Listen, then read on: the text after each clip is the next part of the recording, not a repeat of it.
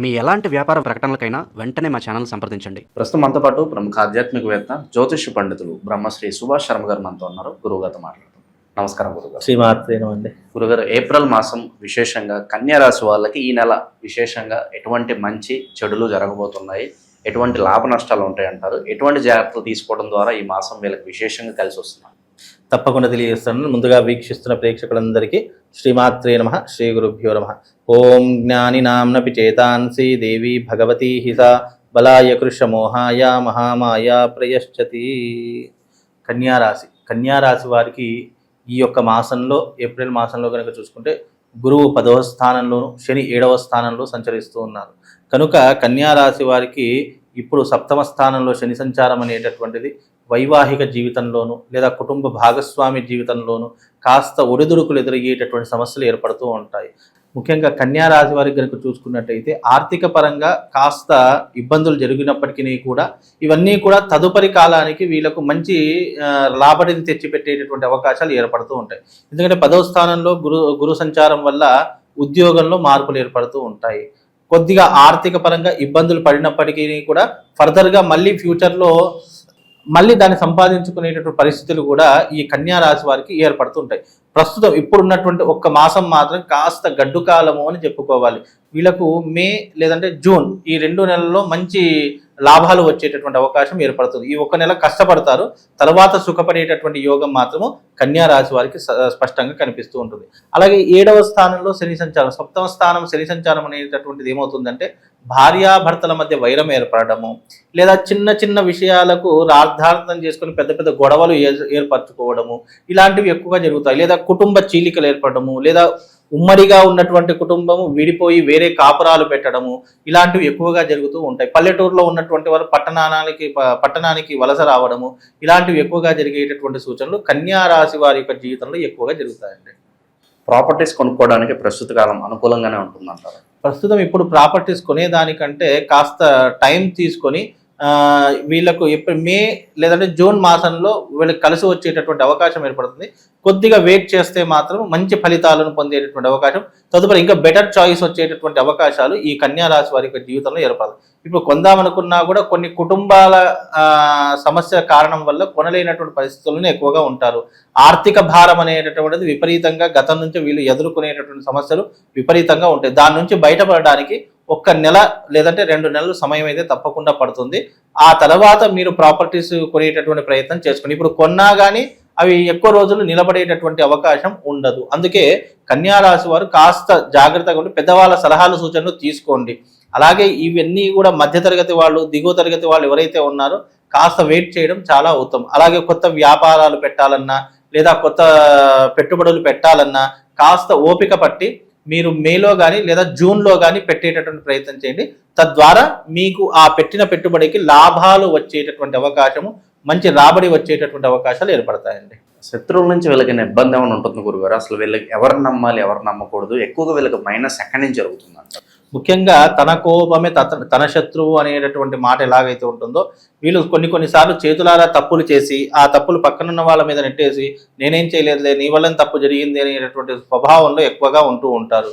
అలాగే వీళ్ళకి ఏమిటి అంటే కనుక వృత్తి వ్యాపారాదులు కలిసి వచ్చేటటువంటి అవకాశాలు ఉంటాయి, కానీ ఏది చెయ్యాలి అనేటటువంటి అవగాహన లేకపోవడంతో అప్పుడప్పుడు మోసపోయేటటువంటి లక్షణాలు ఎక్కువగా ఉంటాయి. అంటే పులిని చూసి నక్క వాతలు పెట్టుకున్నట్టు ఎవరినో చూసి వీళ్ళు బిజినెస్ సెంటర్లు అవుతారు, తర్వాత వీళ్ళు మోసపోయేటటువంటి లక్షణాలు, లేదా వీళ్ళ మంచితనాన్ని అలుసుగా తీసుకొని ఎదుటివారు మోసం చేసేటటువంటి పరిస్థితులు కూడా వీళ్ళ జీవితంలో ఏర్పడతాయి. కనుక కన్యా రాశి వారు కాస్త అంటే ఏది చెయ్యాలి అనేటటువంటిది పర్ఫెక్ట్ తెలిసినటువంటి వ్యక్తినైనా తెలుసుకోండి, లేదు ఏం చేస్తే బాగుంటుంది అనేది ఒక జ్యోతిష్యుడిని సంప్రదించి మరి మీరు బిజినెస్ చేసే ప్రయత్నం చేయండి. ఎందుకంటే కన్యా రాశి వారికి ఉద్యోగం కంటే ఎక్కువ బిజినెస్ చేయాలి, మంచిగా సంపాదించాలి, నేను ఓనర్షిప్లో ఉండాలి, నాకు ఈ జీతం సరిపోవట్లేదు, నాకు ఇంకా డబ్బు కావాలి అనుకున్న ప్రతి ఒక్కరూ కూడా కన్యా రాశి వారు బిజినెస్ చేయండి.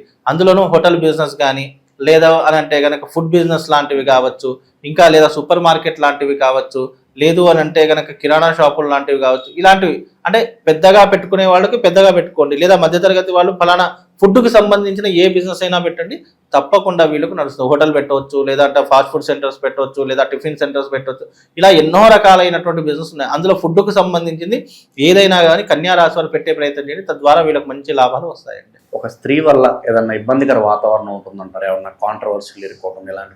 ముఖ్యంగా కన్యా రాశి వాళ్ళకి ఏమిటి అంటే కనుక స్త్రీల వల్ల మోసపోయేటటువంటి లక్షణాలు, అంటే పురుషులైతే స్త్రీ వల్ల మోసపోతారు, అలాగే స్త్రీలైతే పురుషుల వల్ల మోసపోయేటటువంటి లక్షణాలు ఎక్కువగా ఉంటూ ఉంటాయి. ఎందుకంటే కన్యా రాశి వారిలో ఉన్నటువంటి స్త్రీకి కానీ పురుషులను నమ్మడము, ఈ ఎవరిని పడితే వాళ్ళని నమ్మి మోసపోయేటటువంటి లక్షణాలు ఎక్కువగా కన్యా రాశి వారి యొక్క జీవితంలో ఉంటాయి. వీళ్ళకి ఏంటి అంటే కనుక ఎవరైనా మంచిగా మాట్లాడినా, నువ్వు అది ఇది అని పొగడతలతో ముంచేసిన వీళ్ళు వెంటనే లొంగిపోతూ ఉంటారు. అలాంటి సమయాల్లో వీళ్ళు ఎక్కువగా మోసపోయేటటువంటి అవకాశాలు కన్యా రాశి వారి యొక్క జీవితంలో ఉంటాయి. కనుక అది కొద్దిగా జాగ్రత్తగా చూసుకోండి. ఎందుకంటే బెల్లం ఉన్నప్పుడు ఈగలు ఎలాగైతే వాళ్ళతాయో, మనం మంచిగా ఉన్నాము, 4 మంచి మాటలు మాట్లాడుతున్నామంటే ఇక మన గురించి ఏదో ఒక రకంగా మనం బుట్టలో పడేయాలి లేదా మాయలో పడేయాలి అనే ఆలోచన చాలా మటుకు ఎదుటి వారికి దృష్టిలో వెళ్తూ ఉంటాయి. కాబట్టి అలాంటి విషయాల్లో కాస్త జాగ్రత్తగా ఉండే ప్రయత్నం చేసుకోవాలి. విద్యార్థుల పరిస్థితి గురుగారు, చాలా వరకు ప్రపంచం అంతా కూడా యుద్ధ వాతావరణం నెలకొని ఉంది. ఇలాంటి టైంలో మరి విదేశాలకు వెళ్ళడం కరెక్ట్ అంటారు? ఇప్పుడున్నటువంటి పరిస్థితుల్లో అస్సలు విదేశాల జోలికి వెళ్ళకండి. ఇప్పుడు ఆల్రెడీ వెళ్ళిన వాళ్ళే సతమతమైపోయి ఎప్పుడెప్పుడు ఇండియాకు వచ్చేయాలి అనేటటువంటి సందిగ్ధంలో ఉండిపోయారు. వెళ్ళిన వారు ఏ పని లేక అక్కడ నానా అవచాట్లు పడుతూ ఉన్నారు. ఇప్పుడు ఈ 2 నెలల పాటు యుద్ధము కాస్త సద్దుమణిగే వరకు దయచేసి విదేశాల జోలికి వెళ్ళకండి. ఉన్న ఊర్లోనే చక్కగా కారమో గంజో తినో బ్రతకండి తప్ప నేను విదేశాలకు వెళదాము సంపాదిద్దాము అనేటటువంటి ఆలోచన ఇప్పుడు పెట్టుకోకండి. ఎందుకంటే రానున్న రోజుల్లో ఇక యుద్ధ వాతావరణం పెరిగేటటువంటి సూచనలు కనిపిస్తున్నాయి. మన ఇండియా వాళ్ళు అక్కడ ఉన్న వాళ్ళే చాలా మంది చూస్తున్నాము, చాలా మంది ఇబ్బందులు పడుతున్నారు, ఉద్యోగం లేక, డబ్బు సంపాదన లేక అక్కడ నానా అవచాట్లు పడుతున్నారు. కాబట్టి కాస్త ఓపిక పట్టేటటువంటి ప్రయత్నం చేయండి.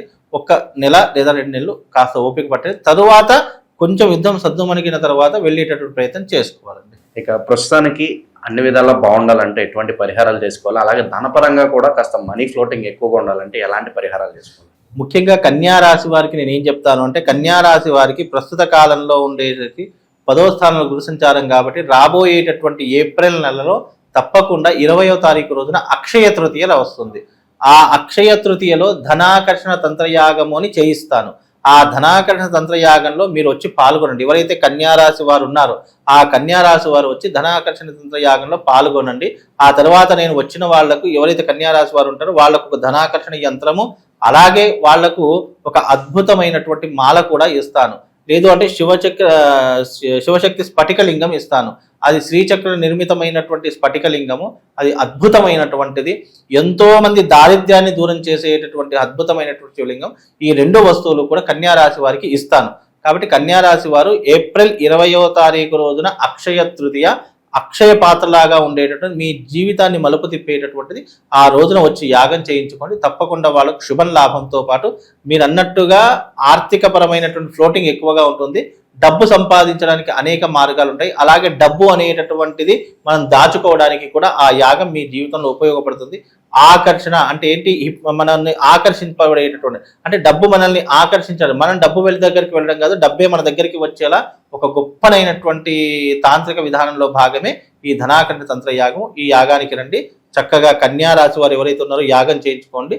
తప్పకుండా ఈ సంవత్సరం అంతా కూడా అదృష్ట యోగం అనేటటువంటిది కలుగుతుందండి. మంచి విశ్లేషణ అందించారు. ఈ రాశి వాళ్ళకి ఎలా ఉంటుందో. ధన్యవాదాలు.